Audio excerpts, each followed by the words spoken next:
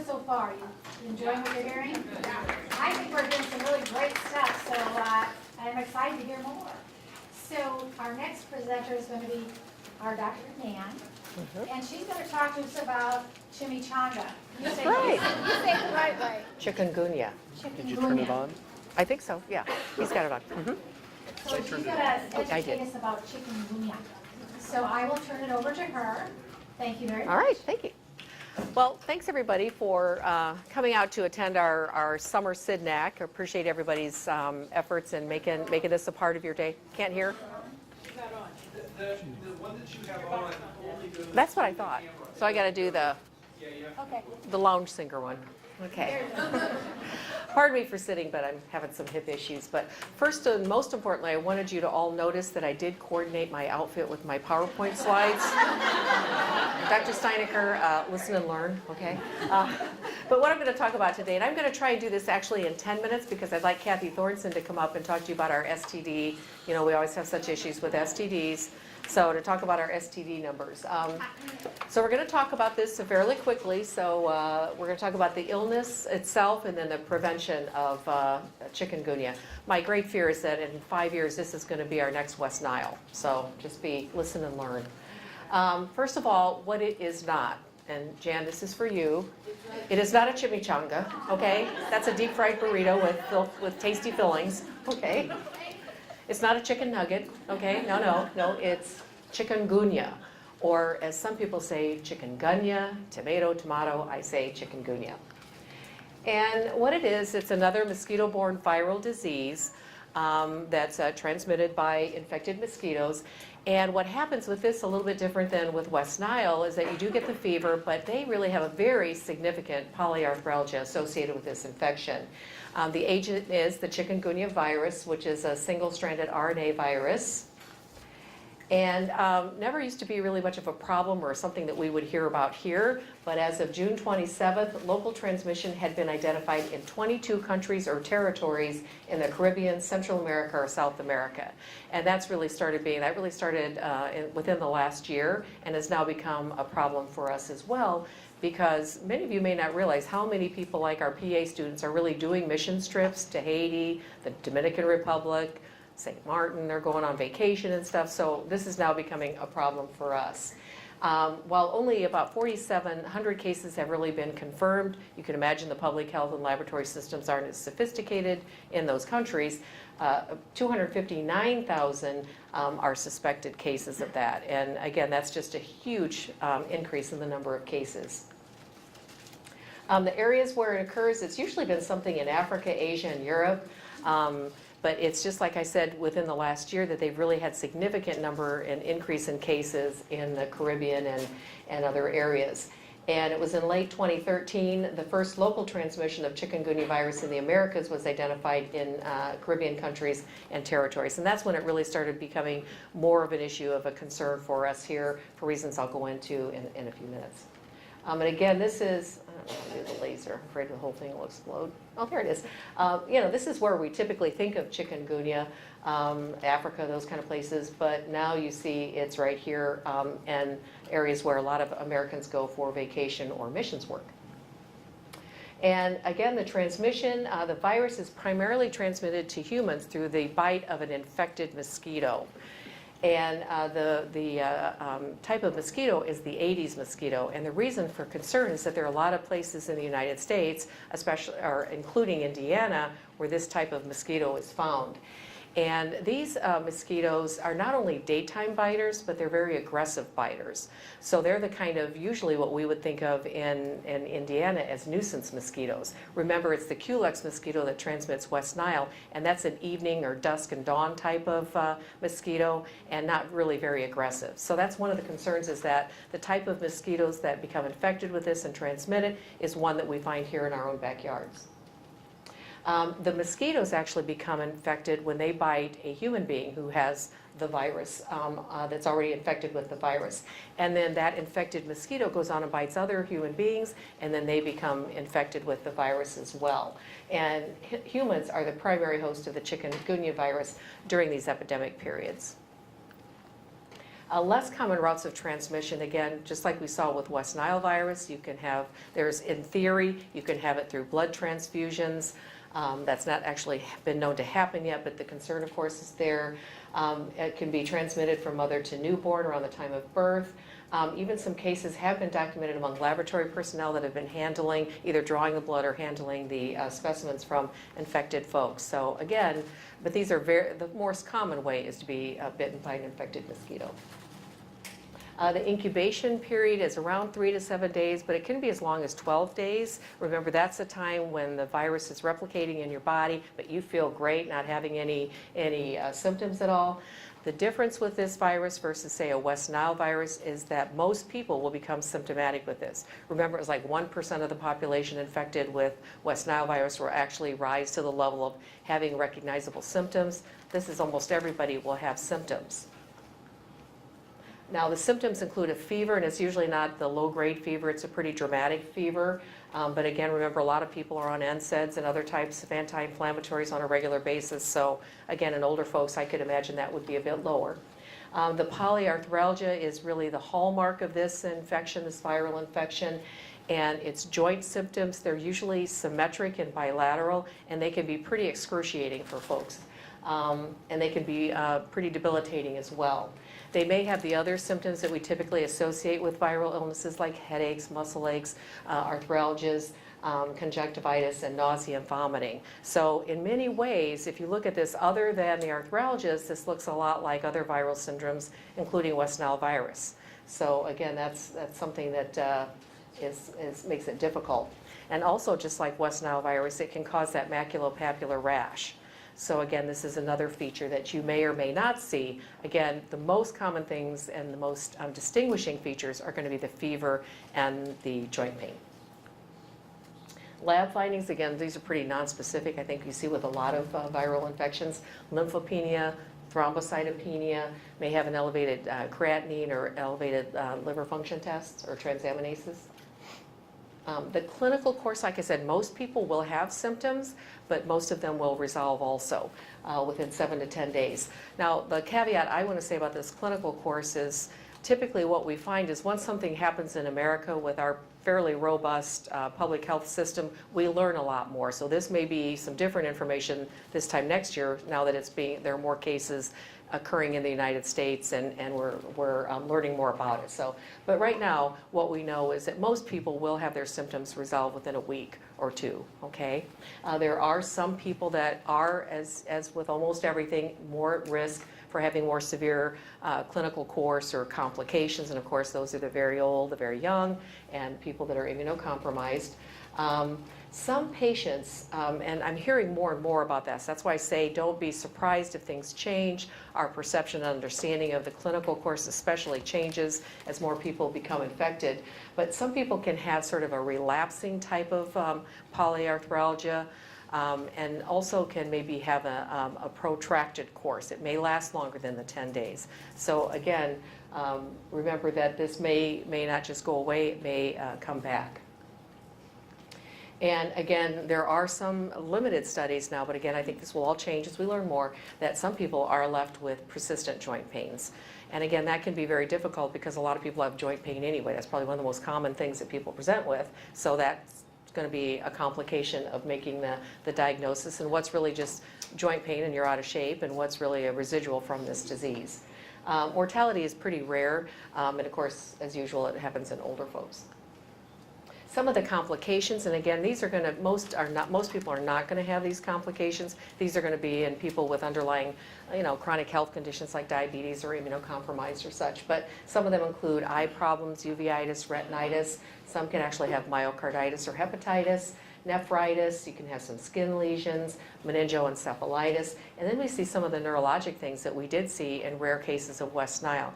Guillain-Barré, myelitis, some of the cranial nerve palsies. So again, you can have some fairly significant complications, so prevention is really an important measure. The differential diagnosis, goodness, it's about everything. One thing it is important to remember, and I'll talk about this in a second, is that dengue is often found in these countries where the chikungunya is being transmitted now for the folks that we're likely to see in our clinics and offices. So dengue is one. Another thing you need to think about is leptospirosis, malaria, rickettsial diseases, group A strep, rubella. And most any other virus can kind of look like this as well, especially those associated with rashes, post-infectious arthritis, and other rheumatologic conditions. So what's the key thing you're going to want to think about is getting that travel history.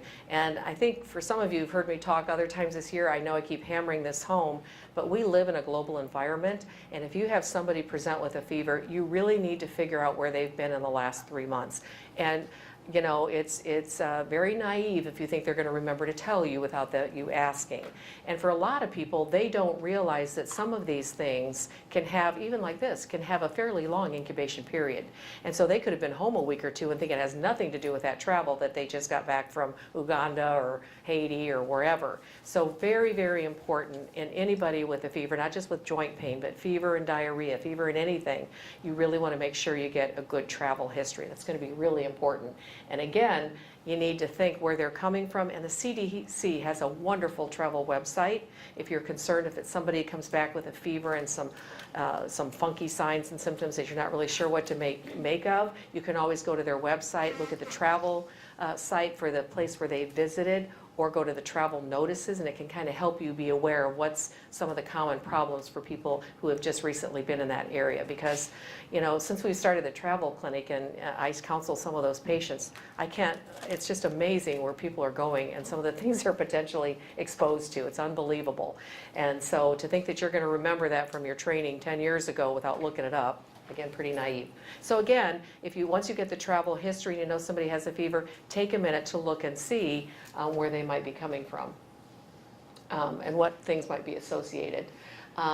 Again, just because dengue is very common in like Haiti, where we've had some of the cases coming back to the United States have been from Haiti with the chikungunya, and dengue is really a problem there too. Here's just a couple of things that might help distinguish the chikungunya. Again, they're going to have that high fever. The arthralgia is really a pretty common problem for them. Arthritis, rash, lymphopenia, whereas dengue, they're going to be pretty sick. Neutropenia, thrombocytopenia, hemorrhage, shock, and death.